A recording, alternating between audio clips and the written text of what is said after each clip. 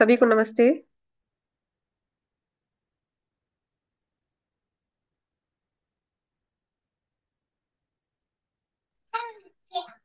नमस्ते मैम।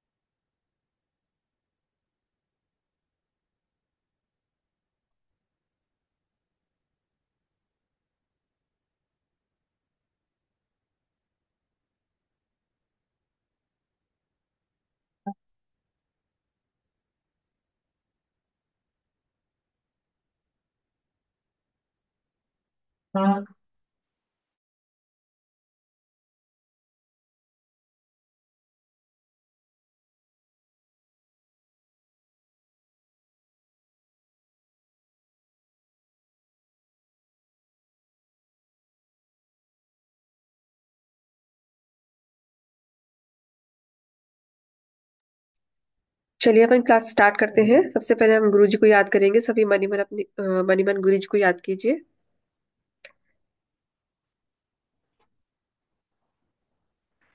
ठीक। Class start करते हैं। आज की जो हमारी क्लास रहेगी वो हमारे बैक पेन और उसके ट्रीटमेंट्स पे रहेगी। तो क्लास 8:40 के अराउंड खत्म हो जाएगी। आप वापस से ज्वाइन कर लेना सभी लोग। ठीक है, इसी लिंक से दोबारा रीज्वाइन कर लेना। ठीक है। बैक पेन और लिए बैक पेन के ट्रीटमेंट बनाने के लिए हमें बैक को समझना बहुत जरूरी है। इस तब हम जान पाएंगे कि बैक पेन एक्चुअली होता क्यों है। इसीलिए हम सबसे पहले हम स्पाइन की स्ट्रक्चर और बैक को समझेंगे, उसके बारे फिर उसके बाद हम समझेंगे कि बैक पेन क्यों आता है। ठीक है। तो स्पाइन हमारी बैक मतलब स्पाइन से मतलब होता है। तो स्पाइन क्या है हमारी?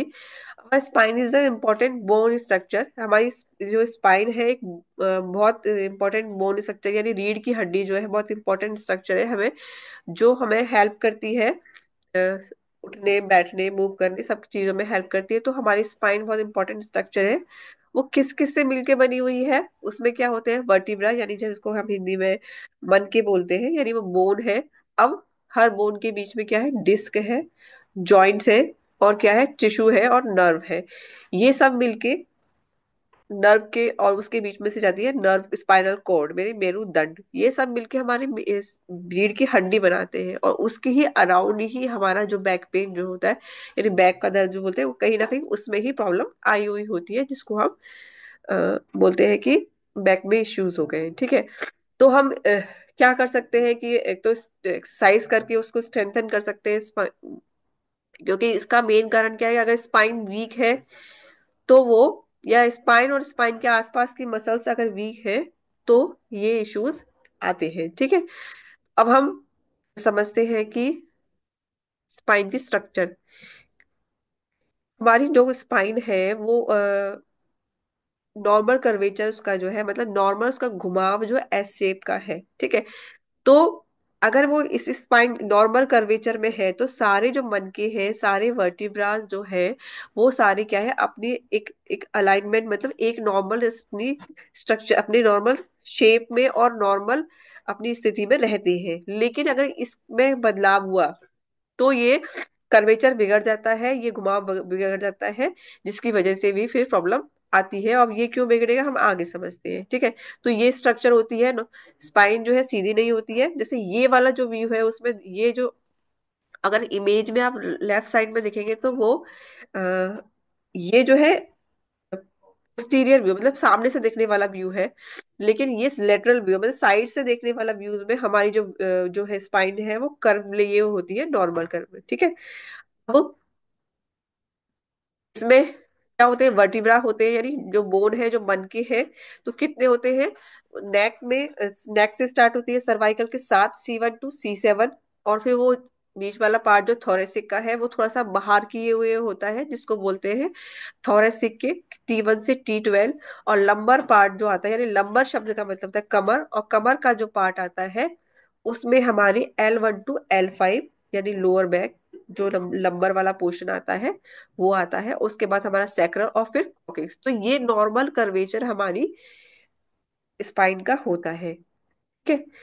अब आगे चलेंगे तो समझते हैं कि क्या क्या पार्ट होते हैं।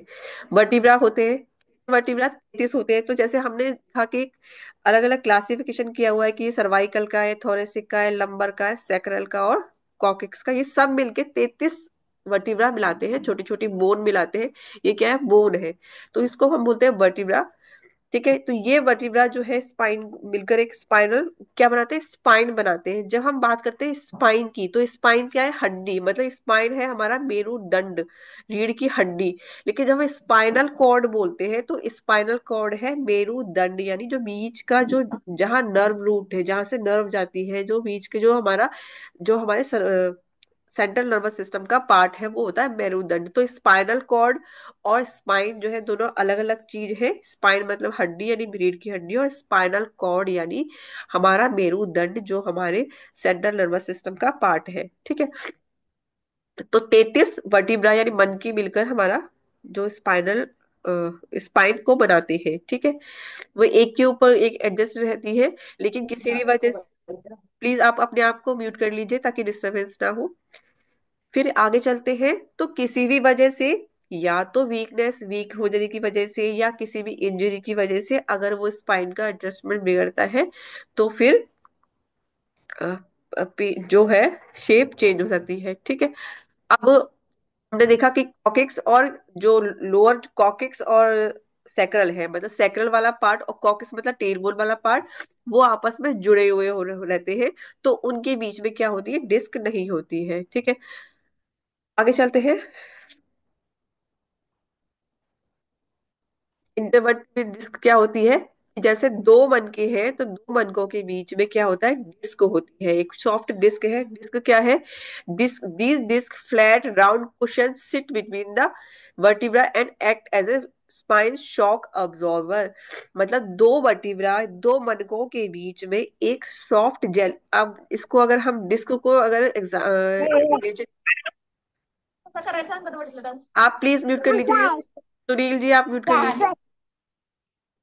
अगर हम डिस्क को इमेजिन करेंगे तो डिस्क क्या है, डिस्क एक ऐसी चीज, जैसे एक सॉफ्ट बलून लाइक, जैसे उसके अंदर जली भरी हुई है।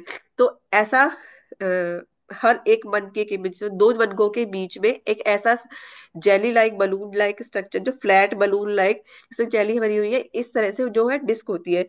तभी जब हम गिरते हैं, हम झुकते हैं, हमें शॉक लगता है, हम कुछ भी होता है, तो वो जो है डिस्क जो है वो जो शॉक को अब्जॉर्ब कर लेती है। तो डिस्क जो है शॉक अब्जॉर्बर का काम करती है। लेकिन जब अब डिस्क वीक है, ठीक है, डिस्क अगर वीक हो गई तो ही वो डिस्क जो है, जब से बोलते हैं डिस्क बल्ज हो गया, आगे समझेंगे इसको, लेकिन अभी मैं थोड़ा सा बता देती हूँ कि डिस्क बल्ज हो गया मतलब तो क्या होता है, उस वो जेली ही बाहर आती है, जो सॉफ्ट जेली है वो बाहर आ जाती है, जिसको बोलते हैं डिस्क बल्ज। पूरी डिस्क बाहर नहीं आती। वो जो है, डिस्क क्या है, हमने पहले भी पढ़ा हुआ है, जब हमने बोन पढ़ा था या मसल पढ़ी थी। डिस्क क्या है कि एक कार्टिलेज है जो, और कार्टिलेज के अंदर वो जेल भरा हुआ है, तो कार्टिलेज वीक हो जाती है बाहर की, तो वो है जो जेल जो है वो बाहर निकल आता है, जिसको डिस्क बल्ज बोल देते हैं। ठीक है, तो हमने समझ लिया ये क्या है, डिस्क। आती है बाद बीच में इसके बाद स्पाइनल कॉर्ड।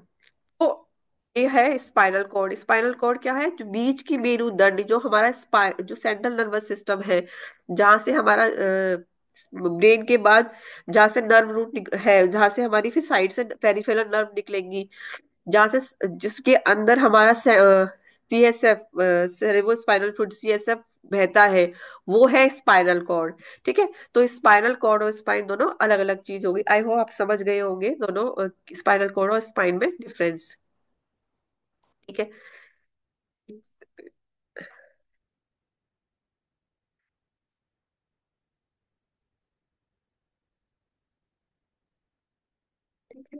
आगे चलते हैं और क्या होती है, तो क्योंकि ये जो है स्पाइनल कॉर्ड और स्पाइन, इनको सब में एडजस्ट करने के लिए इनके बीच में क्या होती है, लिगामेंट भी होते हैं, मतलब सपोर्टिंग सब। पूरी बॉडी में लिगामेंट तो है ही ना सपोर्ट करने की, तो इधर भी बहुत सारे सपोर्टिंग लिगामेंट्स भी होते हैं। ठीक है, वो वीक होने की वजह से भी हमारी डिस्क जो है, डिस्क और स्पाइन का एडजस्टमेंट बिगड़ जाता है। ठीक है, क्या है, एक सेकेंड।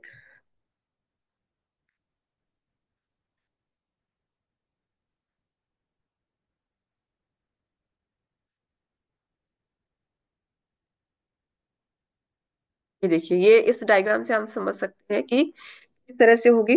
जैसे ये जो डायग्राम है, इसमें हमारा ये केवल एक मनके का व्यू दिखाया हुआ है, मतलब एक हमारा जो है वर्टिब्रा दिखाया हुआ है। उसमें क्या है कि जैसे हम पीछे से देखते हैं, ये जो लेफ्ट साइड वाली इमेज है, उसमें जो ये है, तो जो जिसमें कोने निकले हुए हैं, वो हमारा पीछे वाला व्यू, मतलब हमारा बैक साइड वाला व्यू।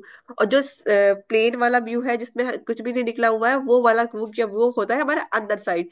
तो मतलब हमारा जो बाहर पीछे से दिखने वाला साइड होता है, उसको पोस्टीरियर साइड। अंदर वाले साइड होते हैं जहाँ हमारे ऑर्गन होते हैं, वो एंटीरियर साइड।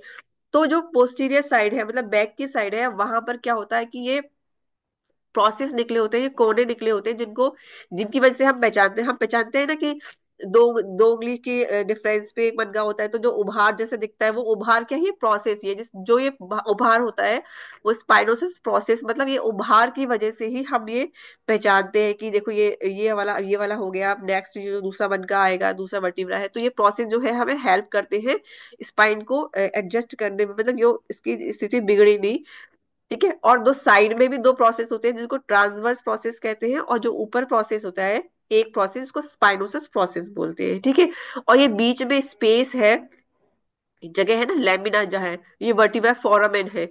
इस फोरामेन में आती है हमारी, मतलब ऐसे समझिए कि एक के ऊपर एक ईंटें रखी हुई है, और हर ईंट के बीच में एक छेद है, और उस छेद में से जाएगी हमारा स्पाइनल कॉर्ड। तो ये जो वर्टिब्रल फोरामेन है, ये फोरामेन का मतलब होता है छेद, और इस छेद में से हमारा मेरुदंड यानी स्पाइनल कॉर्ड निकलती है।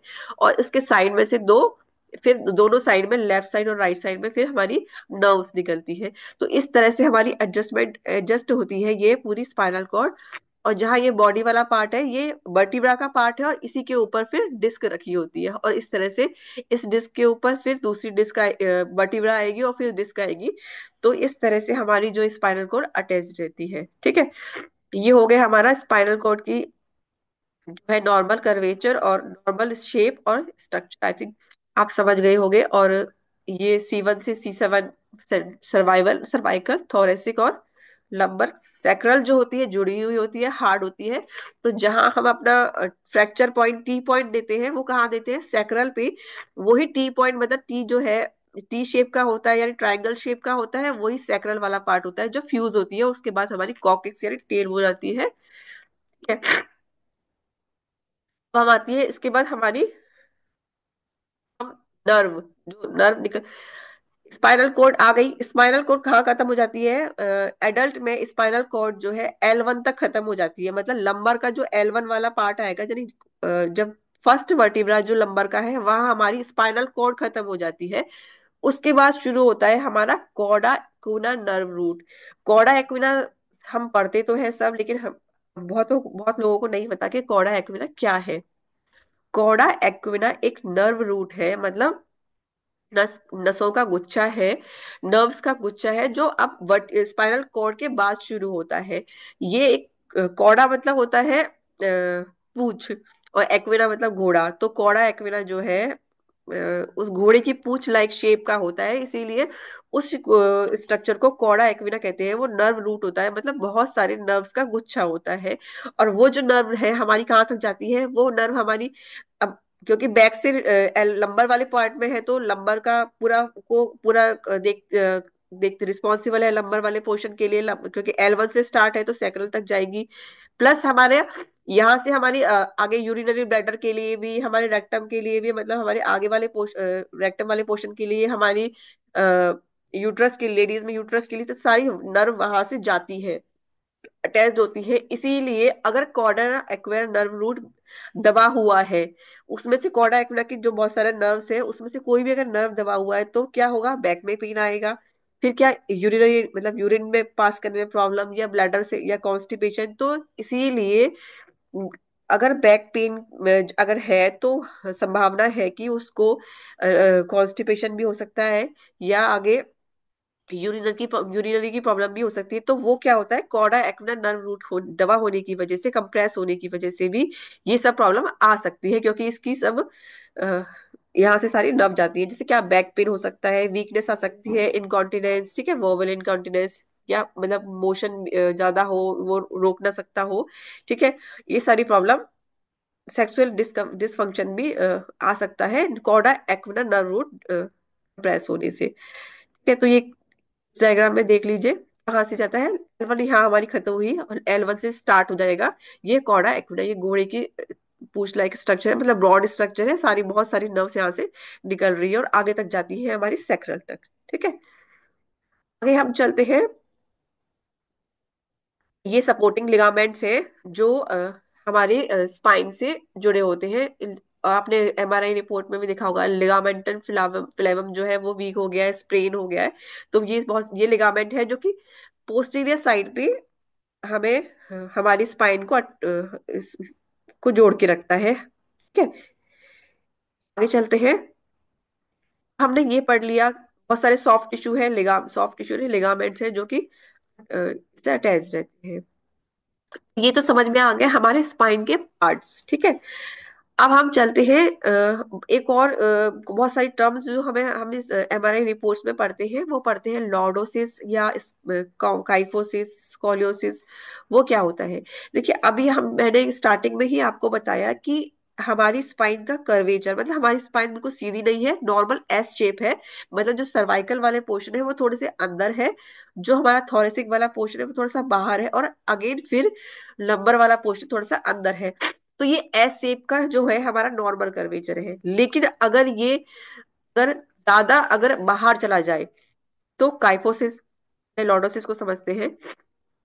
अगर ये कर्वेचर जो है, मतलब घुमाव जो है ज्यादा अंदर चला जाए, तो यानी जो ऑल सर्वाइकल वाला जो कर्व है वो थोड़ा सा अंदर की ओर है, अगर वो थोड़ा सा अंदर और चला जाए, तो ज्यादा अंदर चला जाए, तो वो वाली स्थिति होती है लॉर्डोसिस बोलते हैं। और अक्सर लॉर्डोसिस कहाँ होता है, सर्वाइकल वाले पोर्शन में और लंबर वाले पोर्शन में। तो सर्वाइकल लॉर्डोसिस लिखा लिखा होता है, यानी ये सर्वाइकल लॉर्डोसिस या straightening of lumbar cervical curvature या लंबर कर्वेचर। वहां क्या होता है कि जो जो कर्व है वो ज्यादा अंदर चला गया होता है, तो वो है लॉर्डोसिस। दूसरा होता है काइफोसिस। काइफोसिस कहाँ होता है, काइफोसिस होता है थोरेसिक वाले पोर्शन में, जहाँ क्या होता है कि जो स्पाइन है वो और ज्यादा बाहर चली हुई होती है, आम भाषा में कुबड़ भी बोलते हैं। थोरेसिक वाला पोर्शन है वो और ज्यादा बाहर, और थोड़ा सा तो बाहर होता ही है, लेकिन अगर वो बहुत ज्यादा बाहर चला जाए तो उसको बोलते हैं काइफोसिस। तो काइफोसिस क्यों जो है वो कहाँ होता है, केवल थोरेसिक वाली पार्ट में ही ज्यादा पाया जाता है, ठीक है। वहीं एक और टर्म हम जो सुनते हैं वो है स्कॉलियोसिस। तो स्कॉलियोसिस क्या होता है, स्कॉलियोसिस होता है कि अगर ये हमारी स्पाइन जो है सेंटर में है, अगर ये लेफ्ट राइट कहीं चली जाए, मतलब लेफ्ट राइट कहीं शिफ्ट हो जाए, वो घूम जाए तो वो होता है स्कॉलियोसिस। तो ये जो तीनों टर्म है, लॉर्डोसिस, स्कॉलियोसिस और काइफोसिस, ये तीनों ही टर्म जो है स्पाइन के कर्वेचर से रिलेटेड है। अब ये होंगी क्यों? एक तो सब बहुत आम कारण है कि इंजरी हो जाए, कोई ऐसा एक्सीडेंट हो जाए जिसकी वजह से स्पाइन का एडजस्टमेंट बिगड़ जाए। लेकिन ये, इसके अलावा एक और रीजन है, वो है स्पाइन अगर वीक है। अगर स्पाइन वीक है यानी अगर जो है वर्टिब्रा वीक है, अगर हड्डियां वीक है स्पाइन की, यदि वर्टिब्रा वीक है, तो वो जो कर्वेचर है वो बिगड़ जाता है। या पोस्चर की गड़बड़ी से, कि आप हमेशा ही इस तरह झुक के बैठते हैं, सर्वाइकल वाले पोर्शन में लॉर्डोसिस की समस्या बहुत आम है। क्यों? कि आजकल जैसे क्यों कि लैपटॉप पे काम करते रहना या फोन चलाते रहना गलत पोस्चर में, तो क्या होता है कि वो जो घुमाव है वो बहुत ज्यादा वो बिगड़ जाता है, वो और अंदर चला जाता है, गर्दन जो है बिल्कुल अंदर चली जाती है, स्पाइन जो है वो और अंदर चली जाती है। तो स्पाइन लॉर्डोसिस, सर्वाइकल लॉर्डोसिस की जो अवस्था है वो हो जाती है, किसकी वजह से? पोस्चर की गड़बड़ी से। ठीक है। तो ये सभी समस्या जो है स्पाइन के कर्वेचर से रिलेटेड है। अब और क्या हो सकता है स्पाइन में जिसकी वजह से, जो हम एमआरआई रिपोर्ट्स में पढ़ते हैं, जिनका मतलब, जो टर्म्स का मतलब हम समझ लेते हैं, फिर हम ये हुआ क्यों है इस कारण पे डिस्कस करेंगे। तो ये हो गया हमारा कर्वेचर से रिलेटेड प्रॉब्लम। ठीक है। हम एक बहुत सारे टर्म्स हैं जो हम एमआरआई रिपोर्ट्स में पढ़ते हैं, लेकिन अगर हम उसको समझ पाएंगे तो हम ट्रीटमेंट भी अच्छे से कर पाएंगे। तो एक और टर्म जिसको हम बोलते हैं डिस्क बल्ज या प्रोलैप्स्ड डिस्क। तो प्रोलैप्स का मतलब हमने सभी जानते हैं जो ऑलरेडी ट्रीटमेंट कर रहे हैं, जब प्रैक्टिस में है, कि प्रोलैप्स का शब्द का मतलब होता है कि अपनी जगह से हटना। जैसे हम प्रोलैप्स ऑफ रेक्टम भी बोलते हैं, रेक्टम अपनी जगह से हट गया है, या प्रोलैप्स ऑफ यूट्रस, यूट्रस अपनी जगह से हट गया है। तो इसी प्रकार अगर प्रोलैप्स डिस्क आता है, मतलब डिस्क जो है अपनी जगह से सरक गई है, मतलब डिस्क जो है नॉर्मल जो सेंटर में होनी चाहिए, हर वर्टिब्रा के बीच में सेट होनी चाहिए, लेकिन वो अगर बाहर आ गई है डिस्क, तो डिस्क बाहर आने का मतलब मैंने बताया कि डिस्क पूरी बाहर नहीं आती। डिस्क में से जो जेल है, मतलब डिस्क के अंदर जो जेल भरा हुआ है, अगर ऊपर से दबाव आया है तो डिस्क का जो जेल है वो बाहर आ जाता है, जिसको बोलते हैं प्रोलैप्स डिस्क। बहुत जगह प्रोलैप्स डिस्क लिखा होता है, जिसको जिसको बीमारी को, जिसमें डिजीज में लिखा होता है पीआईवीडी, प्रोलैप्स इंटरवर्टिब्रेट डिस्क डिजीज, है ना, पीआईवीडी बोलते हैं। या प्रोलैप्स डिस्क भी लिखा होता है। ये डिपेंड करता है कि आपने एमआरआई कहाँ से कराई है, कई कई एमआरआई में अलग अलग टर्म्स लिखे होते हैं। तो यार, नॉर्मल डिस्क बल्ज भी बोलते हैं या स्लिप्ड डिस्क भी बोलते हैं। ठीक है। तो वो क्या है कि डिस्क स्लिप हो गई है या बल्ज हो गया है, बल्ज मतलब है बाहर आ जाना। तो ये समस्या क्यों होती है कि जब ऊपर से दबाव पड़ता है, जो डिस्क जो है, डिस्क वीक है, तो उसका जो जेल है वो बाहर आ जाएगा। तो ये सब समस्या जो है डिस्क से रिलेटेड है, डिस्क बल्ज, प्रोलैप्स और स्लिप्ड डिस्क। अब इसी में ही क्या, अगर वो बहुत ज्यादा बाहर आ जाए, मतलब एक तो नॉर्मल थोड़ा सा बाहर आए तो वो डिस्क बल्ज हो गया, लेकिन वो बहुत ज्यादा आ जाए, हर्निशन, हर्निशन का मतलब होता है, हर्निया ऐसा होता है कि एक भाग का दूसरे भाग में घुस जाना, हट चले जाना। तो अगर वो जो डिस्क है वो बहुत ही ज्यादा बाहर आ गई है, ठीक है, तो उसको बोलेंगे हर्नेशन डिस्क, हर्नेटेड। तो डिस्क बल्ज का बिगड़ा हुआ रूप हो गया हर्नेटेड डिस्क। ठीक है। ये सब क्या हो गया, डिस्क की प्रॉब्लम हो गई। अब है डिस्क डेसिकेशन। आप एक और शब्द पढ़ते हैं डिस्क डेसिकेशन या डिजनरेटिव डिस्क। तो डिस्क डेसिकेशन क्या होता है? Disc desiccation is the gradual loss of water from the intervertebral disc in the spine. मतलब जो डिस्क है, अब मैंने देख बोला कि वो डिस्क के अंदर क्या भरा हुआ है, जेल भरा हुआ है। अगर वो जेल सूख जाएगा, क्यों? किस न्यूट्रिशन प्रॉपर नहीं है, पानी कम पीता है वो, जैसा जैसे शरीर में सभी जगह पानी है, वो जेल भी है, पानी, पानी जेल के लिए भी पानी चाहिए। अगर पानी कम पी रहे हो, जेल सूख रहा है, या किसी भी वजह से अगर वो डिस्क सूख रही है, अंदर से जेल ही सूख रही है, तो क्या है, डिस्क डेसिकेशन, यानी वो जो जेल जो सूखने की वजह से, डिहाइड्रेशन की वजह से वो वीक हो रही है। तो डिस्क डेसिकेशन क्या है?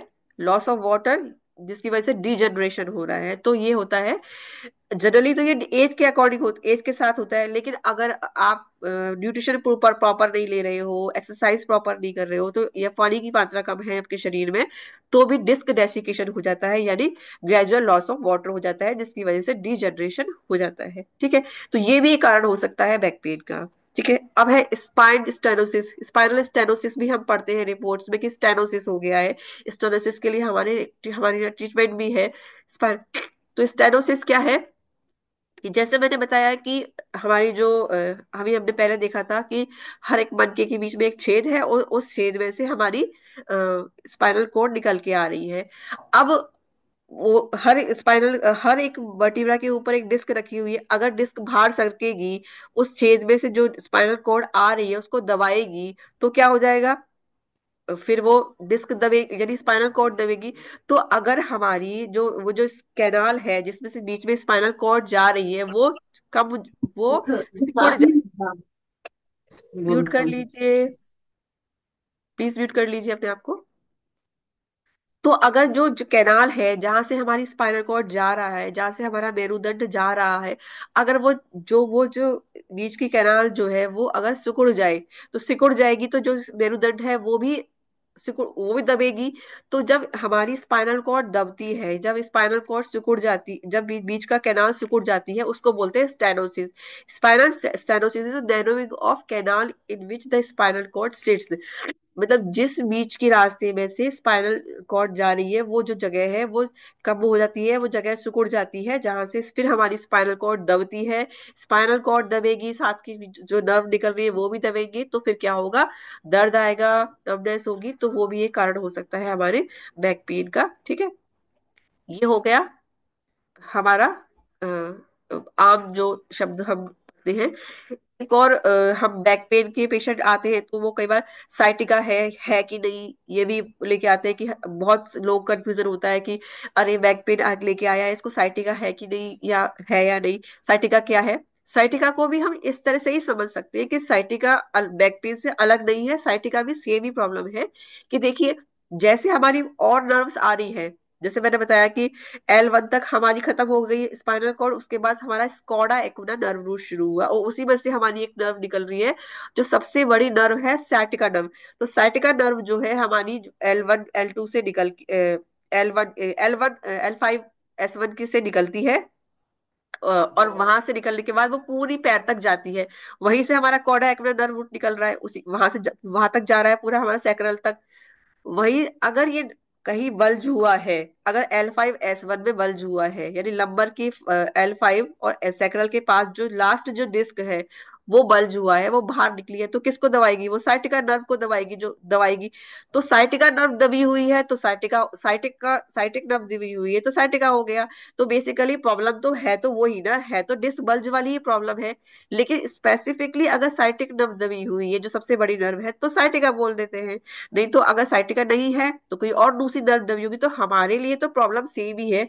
चाहे साइटिका दबी हुई, चाहे उससे पहले कोई नर्व दबी हुई, तो हमें तो बल्ज का ही ट्रीटमेंट करना है। मतलब हमें स्पाइन को स्ट्रॉन्ग करना है, डिस्क को स्ट्रॉन्ग करना है, डिस्क को अपनी जगह बिठाना है, और जो नर्व जो है दबी हुई है उसको निकालना है, चाहे साइटिका दबी हुई हो, जो कोई और दबी हुई हो।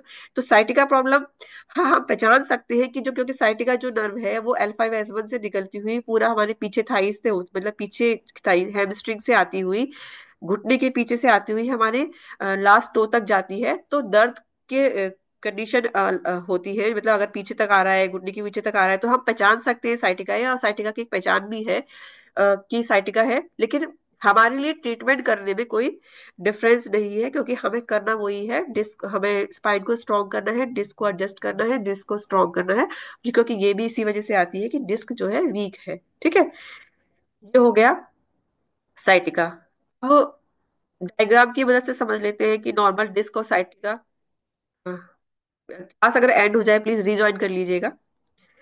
नॉर्मल डिस्क देखिए इस तरह से होती है। ये हमारा पोस्टीरियर व्यू है, लेफ्ट साइड में अगर हम देखेंगे तो पोस्टीरियर व्यू, और राइट साइड में देखेंगे तो ये इंटीरियर व्यू, मतलब हम साइड से देख रहे हैं। ये हमारी नॉर्मल डिस्क है। हर हर एक डिस्क के वर्टिब्रा के बीच में जो ग्रे कलर का है वो नॉर्मल डिस्क है। ये डीजनरेटिव या डीजनरेटिव भी बोल सकते हैं, डेसिकेटेड यानी डिस्क, डेसिकेटेड मतलब जिसका डिहाइड्रेशन हो गया है, डिजनरेटिव होगी, तो ये डेसिकेटेड डिस्क, डिजनरेटेड डिस्क है। ठीक है, दूसरी नंबर की, तीसरे नंबर की वो बल्ज हो गया है पीछे की तरफ से, पोस्टीरियर, ये क्या हुआ? पोस्टीरियर बल्ज है, बाहर की तरफ, पीछे की तरफ निकली है। एंटीरियर बल्ज, पोस्टीरियर बल्ज भी होता है कई बार, तो ये अधिकतर पोस्टीरियर बल्ज ही होता है, पीछे की तरफ ही निकलती है। ये डिस्क है, पीछे की तरफ निकली हुई है। ठीक है, हार्निशन अब देखिए बहुत ज्यादा निकल गई है, कहाँ घुस गई है, प्रोसेस में घुस गई है, पीछे जो प्रोसेस मैंने बताया था स्पाइनोसस प्रोसेस होता है, उसमें उसकी तरफ चली गई है, तो ये हो गया हर्निशन, ये हो गया हर्निटेड डिस्क। लेकिन प्रॉब्लम तो वही है ना कि निकली तो डिस्क ही है, डिस्क का ही जेल निकला है। ठीक है, तो प्रॉब्लम मतलब ये बड़ी बल्ज से निकलती हुई प्रॉब्लम, ज्यादा बड़ी हुई प्रॉब्लम है हर्निटेड डिस्क। अब थिनिंग डिस्क मतलब डिस्क जो है सूख गई है, इतना ज्यादा उसका डिहाइड्रेशन हो गया है, उसमें इतना डिजनरेशन हो गया है कि बिल्कुल सूख गई है, पतली हो गई है, तो ये भी क्या प्रॉब्लम है, अगेन डिस्क की प्रॉब्लम है। अब अब डिस्क जब थिन होएगी और फिर क्या होगा, वर्टिब्रा भी डिजनरेशन हो जाता है, तो वर्टिब्रा के भी जैसे इसमें देखिए लास्ट वाला जो वर्टिब्रा है वो दिखाया गया है कि वो भी डिजनरेटिव हो गया है, वो उसके वो थोड़ा सा उसमें से डिजनरेशन होना शुरू हुआ है और थोड़े से कोने निकलने शुरू हुए हैं। तो अगर हम अभी इसमें देख रहे हैं आगे, अगर इसका डायग्राम नहीं लगाया हुआ, अगर किसी ये जो अगर वर्टिब्रा भी घिसना शुरू हो जाए इसके, अब जब डिस्क बीच की घिस जाएगी बुल की तरह, तो फिर वर्टिब्रा भी घिसना शुरू हो जाता है, तो वर्टिब्रा भी जो है डिजनरेशन होना शुरू हो जाता है, तो वर्टिब्रा भी घिस के फिर क्या होता है, उसके कोने निकलने शुरू हो जाते हैं, तो इसकी स्टेज के बाद फिर ऑस्टियोफाइट्स भी निकल आते हैं साइड से डिजनरेशन की वजह से। ठीक है, तो ये हो गया हमारा जनरल टर्म्स जो हम रिपोर्ट्स में पढ़ते हैं एमआरआई की। ठीक है, अब हम आ जाते हैं कॉजेस पे कि हुआ क्यों है, ये तो हमने पढ़ लिया, रिपोर्ट्स में पढ़ लिया कि ये हुआ है, जिसकी वजह से अब क्या हो गया कि बैक में लंबा स्पॉन्डिलाइटिस हो गया, मतलब अगर डिस्क घिस रही है, बल्ज हुआ है, तो फिर स्पॉन्डिलाइटिस हो गया, यानी इन्फ्लेमेशन हुआ है, दर्द हुआ है, इन्फ्लेमेशन के बाद क्या हो जाता है, स्पॉन्डिलोसिस हो गया, आगे पढ़ेंगे।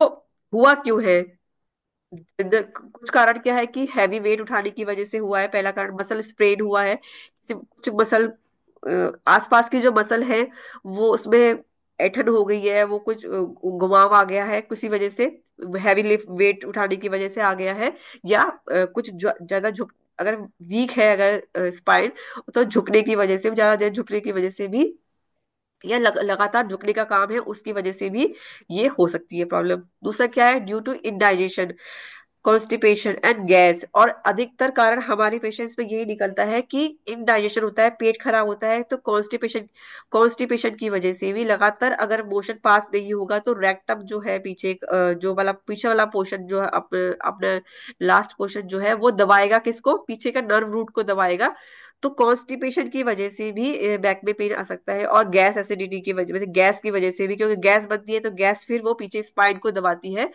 स्पाइनल कॉर्ड को दबाती है, नर्व रूट को दबाती है, तो उसकी वजह से भी क्या है कि बैक पेन आ सकता है। तो इंडाइजेशन, कॉन्स्टिपेशन और बैक गैस भी जो है बहुत बड़ा कारण होते हैं बैक पेन का।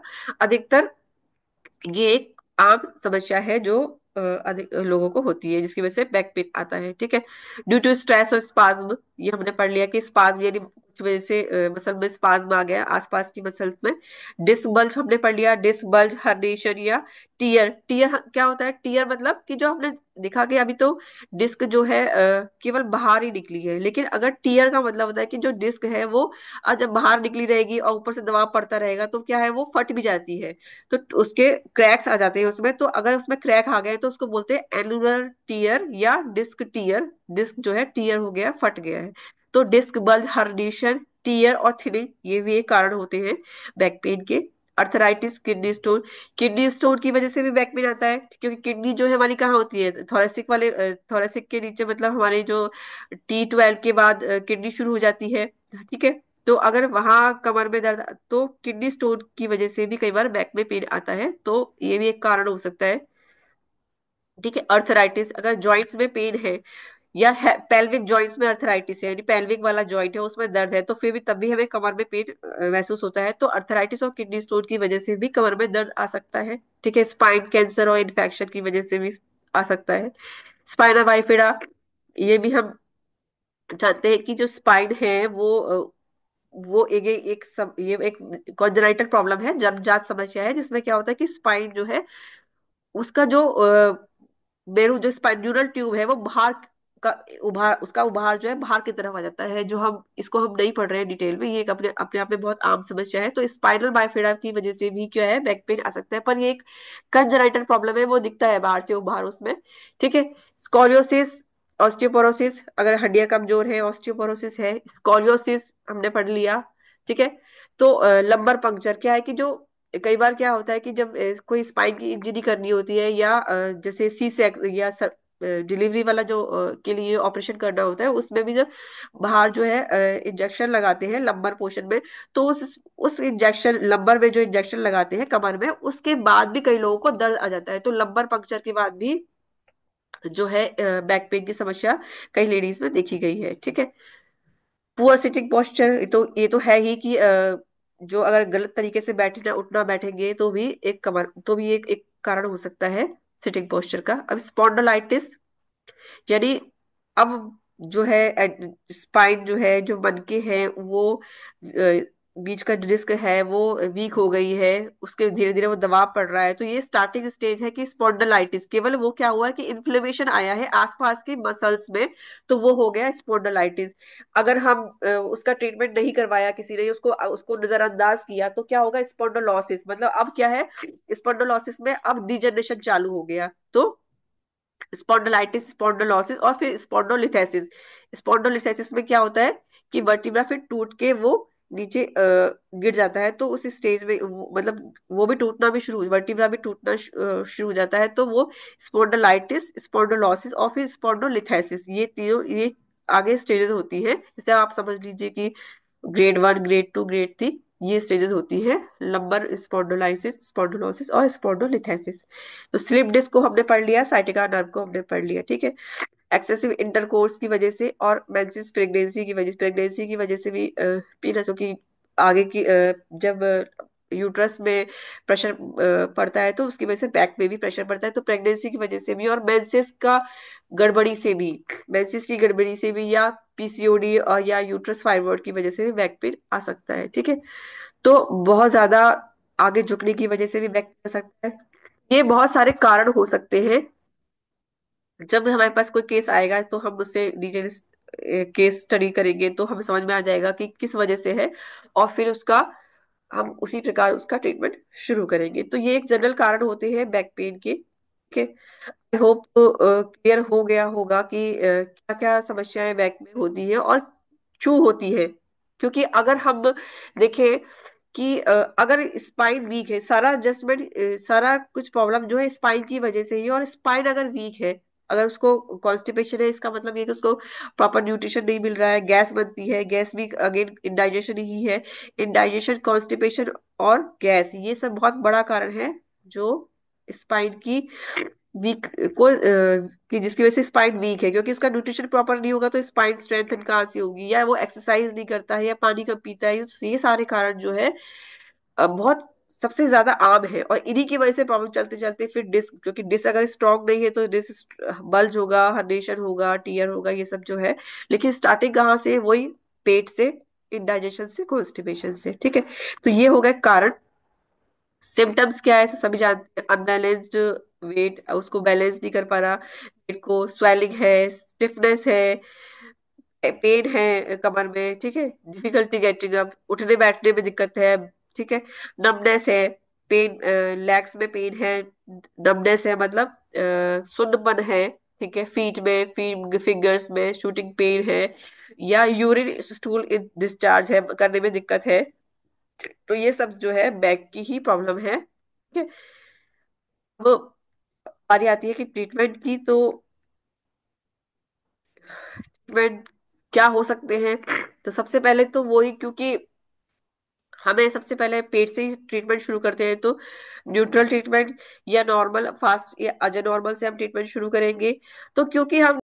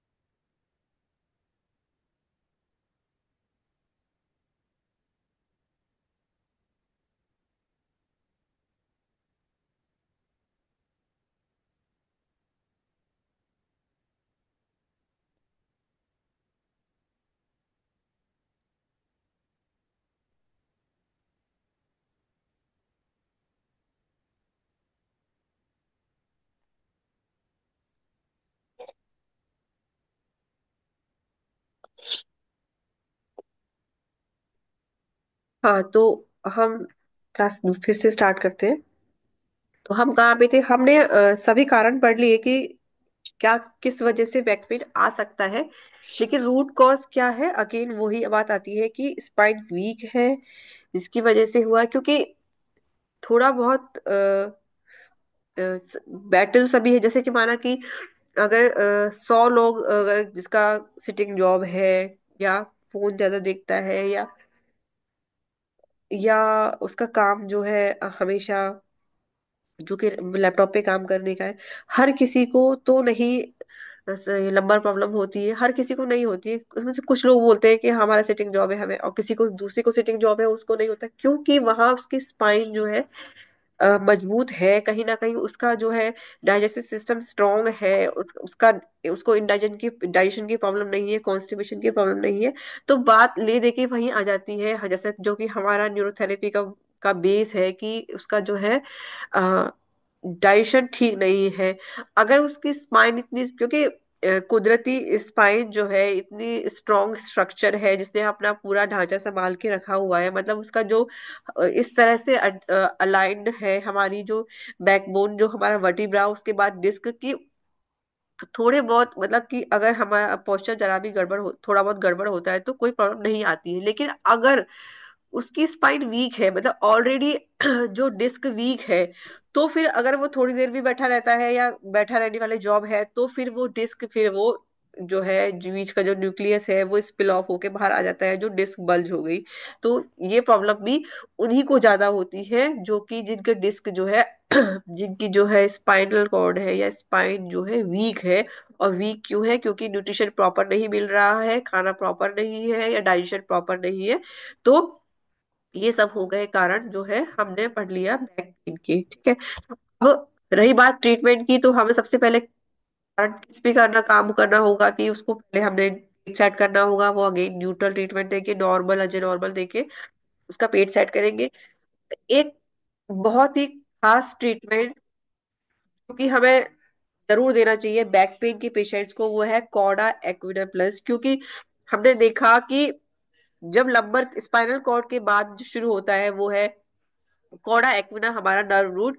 तो कॉर्डा एक्विना नर्व, जो एक्विना प्लस हमारा जो ट्रीटमेंट है वो बेसिकली उस नर्व रूट के लिए ही है।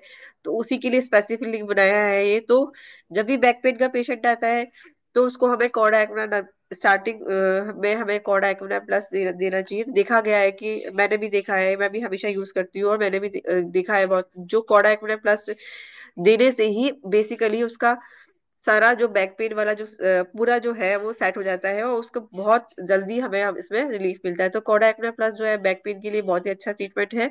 चाहे उसको साइटिका बोले, चाहे वो किसी और बैक में बोले, कुछ भी नस दबी हुई है, डिस्क बल्ज जो है, हर्निएशन बोले, कुछ भी बोले, तो कोडा एक्ने प्लस जो है ट्रीटमेंट बहुत कमाल का है बैक पेन के लिए। ठीक है। उसके बाद हमने देखा है, क्योंकि एसिड बढ़ने की वजह से, मतलब एसिडोसिस वाली कंडीशन की वजह से ही, इसीलिए वो डिजनरेशन चेंज उसके बॉडी में हो रहे हैं, मतलब इसीलिए उसको डिस्क डेसिकेशन और ये है। तो ये सब समस्या जो है कॉन्स्टिपेशन वगैरह, वो सेम हमारी एसिडोसिस की वजह से है। तो एसिड बढ़ा हुआ है, तो एसिड ट्रीटमेंट ए हेपरिन हम देंगे उसको। वही अगेन हमने कल भी पढ़ा था नी के लिए भी कि जब पेन है, जहां भी पेन है, यानी वो पेन क्यों होता है हमारी बॉडी में, कि हिस्टामाइन रिलीज होता है। हिस्टामाइन है पेन और इन्फ्लेमेशन के लिए। तो उसका एंटी, मतलब एंटी हिस्टामाइन ट्रीटमेंट, हमारा इंजरी ट्रीटमेंट जो है 60 TF गॉल लिवर इंटू 3 जो ट्रीटमेंट है वो है हमारा एंटी हिस्टामाइन, यानी हमारा पेन रिलीज। सिंपल शब्दों में बोले तो पेन किलर जो है हमारा इंजरी ट्रीटमेंट। तो जहां भी पेन है, बैक पेन लेके आया है, सर्वाइकल पेन लेके आया है, नी पेन लेके आया है, तो इंजरी ट्रीटमेंट तो देना ही है, क्योंकि वही हमारा एंटी हिस्टामाइन है, यानी वहाँ इन्फ्लेमेशन को भी कम करेगा, पेन को भी कम करेगा। तो अगेन वो ट्रीटमेंट आता है, तो इंजरी ट्रीटमेंट भी हमें देना है। ठीक है। ये तो हो गए पेन की बात। अब हमें करना क्या है, क्योंकि स्पाइन स्ट्रांग करनी है तो कैल्शियम भी चाहिए हमें, मैग्नीशियम भी चाहिए हमें, बाकी मल्टीविटामिन भी चाहिए, क्योंकि स्ट्रांग करना है, सभी चीज जरूरी होती है न्यूट्रिशन में। तो इसलिए हम उसको 3 Gauss 7 लिवर मैग्नीशियम बाइंडिंग के लिए देंगे, कैल्शियम देंगे अगेन।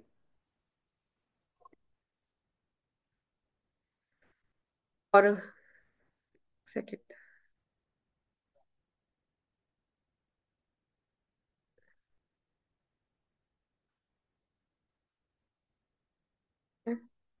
सेकेंड।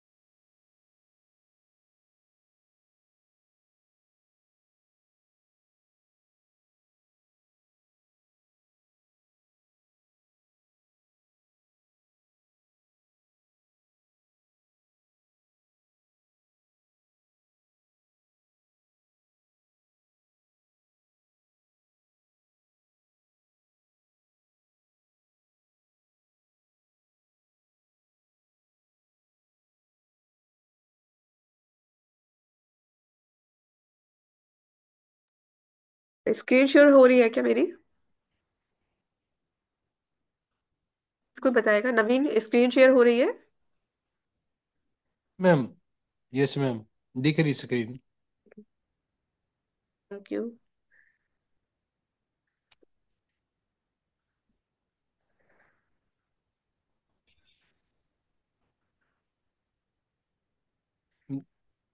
तो हमें ये सब ट्रीटमेंट जो है हमें उसको स्ट्रेंथन इसके लिए देने होंगे। तो इंजरी ट्रीटमेंट 3 कॉस 7 125 DCC, और उसके बाद हम उसको हम देंगे ये मल्टीविटामिन। इसमें हमें नस खोलने के लिए हम क्या ट्रीटमेंट देते हैं? वन नस खोलने का ट्रीटमेंट वही हमें, क्योंकि डिस्क बल्ज हुआ है और साथ में नव दस नस दब रही है, तो हमें यहाँ हम नस खोलने का ट्रीटमेंट भी, जो 15 लेफ्ट मेडुला 6 लेफ्ट साइड खोलने के लिए देते हैं, हेपरिन ट्रीटमेंट भी उसको देंगे। तो ये ट्रीटमेंट्स हमें हमें देने, और दतरम ट्रीटमेंट भी एक है जो कि हम उसको हम डिस्क बल्ज के लिए देते हैं। तो वो सारे ट्रीटमेंट मैंने शेयर यहाँ कर दिए हैं। अब ये सब ट्रीटमेंट के साथ हम उसको बैक में रिलीफ के लिए हम फिजिकल ट्रीटमेंट देते हैं, जो सभी जानते हैं, MRT और ये सब जो ट्रीटमेंट है। एक और ट्रीटमेंट जो कि हमें जरूर देना चाहिए वो है one thyroid P 6 second. One thyroid P 6 second जो है रीजनरेशन के लिए है। और अगर हम इसको सारे फिजिकल ट्रीटमेंट के लास्ट में देते हैं, मतलब हमने सारे केमिकल ट्रीटमेंट अपने दे दिए, साथ में हमने फिजिकल ट्रीटमेंट जो भी देना है उसको, लाइक हमने उसको MRT दिया, फुल जो भी दिया, JJ1 JJ2 सारा बैक का ट्रीटमेंट दे दिया, जो भी फिजिकल हम देना चाहते हैं अकॉर्डिंग टू पेशेंट। उसके बाद हम लास्ट में उसको वन थायराइड पी 6 सेकेंड देते हैं, जो पूरे दिन का उसका हमने जो रिलीफ पहुंचाया है वो रिलीफ उसको वहीं रहता है। और नेक्स्ट डे वो आके ये नहीं कंप्लेन करता कि जैसे कि आज मेरे को दर्द में आराम था, लेकिन जब मैं आया हूँ तो वापस वही उसी पेन से आया हूँ। तो मतलब उसको जो आराम आज हमारे फिजिकल ट्रीटमेंट से आया है, नेक्स्ट डे वो उतना रिलीफ लेके आता है। तो इस तरह से हम अपना ट्रीटमेंट जो है कर सकते हैं। तो ये हो गया हमारा बैक पेन के बारे में। अब किसी को कोई क्वेश्चन रह गया हो, आई होप मैंने क्लियर कर दिया है। और अगर किसी को कोई क्वेश्चन हो, कोई क्वेरी हो बैक पेन के बारे में, तो आप पूछ सकते हो, या कुछ समझ नहीं आया है कोई पार्ट स्पेसिफिकली, उसको पूछ सकते हो।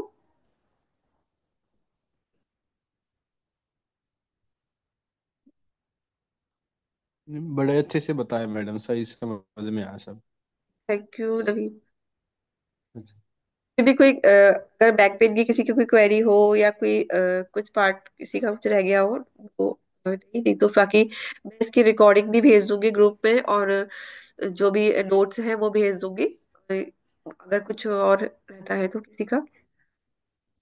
सिंह जी, आपने पहली बार मेरी क्लास अटेंड की है, आपका कुछ आपको समझ आया, या कोई क्वेश्चन रहता है? आपको कैसा लगा आपको क्लास में आके? एक तो मैम मेरे को ऐसा लग रहा है कि आप बीमार हैं आज। आज मुझे थोड़ा कोल्ड है, हाँ जी। कि अभी क्योंकि मैंने कोई पिछले काफी दिनों से क्लास नहीं ली थी, सबकी कंप्लेन आ रही थी कि आप क्लास नहीं ले पा रहे हो, और इसी वजह से मैं क्लास नहीं ले रही थी, क्योंकि पिछले दिनों से मुझे काफी दिनों से कोल्ड है। लेकिन फिर भी मैंने आज क्लास ली, क्योंकि मैंने कमिटमेंट किया था कि मेरे को क्लास लेनी है, तो इसीलिए मैंने ली। ये है। तो फिर काफी दिनों से कोल्ड था, आप कोल्ड पहले क्यों नहीं लिया आपने? ठीक होना चाहिए था ना पहले तो आपको। नहीं, काफी दिनों से, मतलब पिछले 10 दिनों से मेरे पास कोई थेरेपिस्ट नहीं है आजकल, तो ट्रीटमेंट नहीं ले पा रही हूँ खुद से। ट्रीटमेंट कैसे जो से पा रही हूँ, उससे थोड़ा बेटर हुआ है, कम से कम गला खुला है अच्छा। थोड़ा। ये हुआ है कि थोड़ा सा नॉर्मल, थोड़ा सा बेटर हुआ है, लेकिन पूरा ठीक नहीं हुआ है अभी। ये है। वही बात है ना, गुरुजी बोलते थे कि घर घर थेरेपिस्ट होना चाहिए। मैं कहा एक से काम नहीं चलेगा, दो तो कम से कम होने चाहिए। हाँ हाँ, वो है अपना बिल्कुल ना। अपना आप कितना ट्रीटमेंट लेंगे हम। नहीं ले दूसरा सकते। देता है। हाँ जी, हाँ जी। क्लास जो है बढ़िया थी। हाँ जी। समझने की चीजें बहुत अच्छी लगी उसमें। लेकिन ये जो साइट थे, आपने स्लाइड बना रखी है या किसी साइट से डाउनलोड कर रखे है। नहीं, मैंने स्लाइड बना के मेरा खुद से पीपीटी प्रेजेंटेशन प्रिपेयर किया है। अच्छा, ठीक ठीक ठीक। हाँ, ना मैं हाँ इसका ना, बहुत बढ़िया था, अच्छा। एक्चुअली मेरा एक ग्रुप है जिसमें मैं ऑलरेडी क्लासेस लेती आई हूँ, तो उसमें ही मैं अपना ये सभी शेयर कर देती हूँ, सारा पीपीटी, ये पूरा पीडीएफ, और साथ में इसका वीडियो रिकॉर्डिंग, ये रिकॉर्डिंग भी। हाँ तो हाँ उसी में से आप हाँ दोबारा, तो आप चाहेंगे तो मैं आपको भी शेयर कर दूंगी रिकॉर्डिंग भी, और साथ में ये नोट्स भी। हाँ। ना बहुत अच्छा लगा। समझने का जो समझाने का जो तरीका था वो बहुत बढ़िया था। ठीक है। ठीक है, तो अभी हाँ अगर किसी का कोई क्वेश्चन नहीं, बोलिए जी बोलिए। मैडम, आपने न्यू जीन्स यूज नहीं किया, क्यों? कुछ कारण है? नहीं नहीं, देखो, मैं ये कारण बताती हूँ आपको।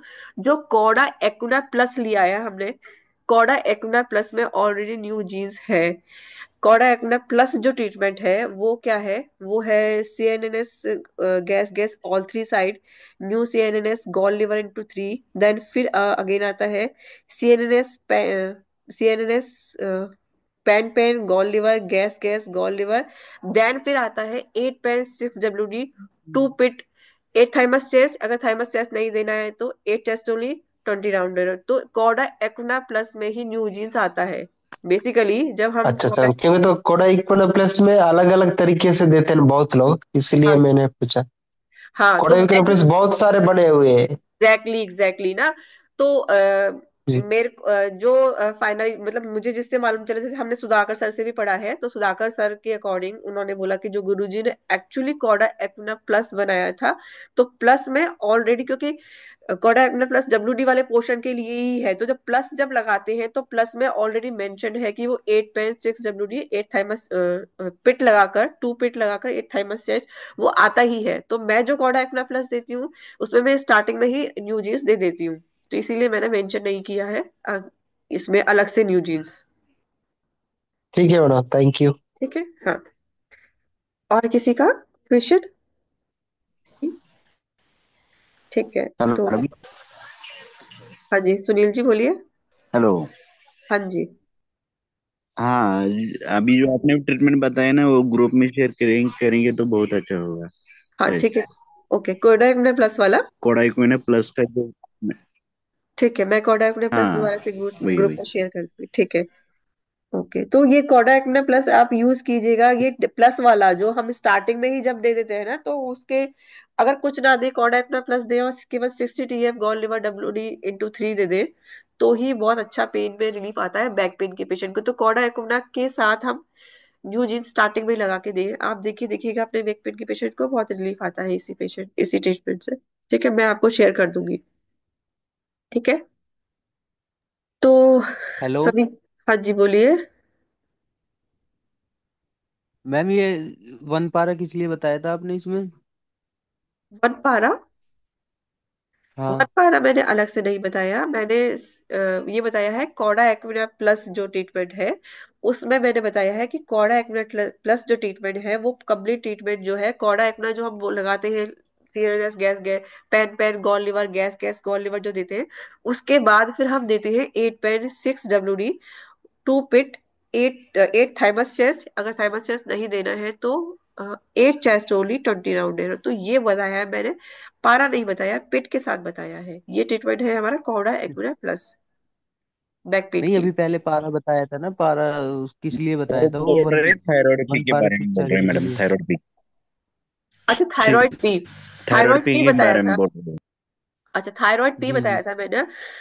थायराइड पेन हम्म। रीजनरेशन को बढ़ाने के लिए, या हम इसलिए देते हैं कि जैसे हमने कोई भी फिजिकल ट्रीटमेंट दिया, इन केस हम मतलब फिजिकल ट्रीटमेंट में हम बैक पेन की बात नहीं कर रही हूँ, फिजिकल ट्रीटमेंट चाहे हम सर्वाइकल के लिए जैसे हमने सारा सर्वाइकल के लिए प्रॉब्लम के लिए कोई पेशेंट हमारे पास आया है, हमने उसको दे दिया हमारा उसका केमिकल ट्रीटमेंट जो देना है वो दे दिया, साथ में हमने उसको सर्वाइकल जो पूरा हम देते हैं वो दे दिया, उसके बाद फिर लास्ट में हम उसको दे वन थायराइड पे 6 सेकेंड।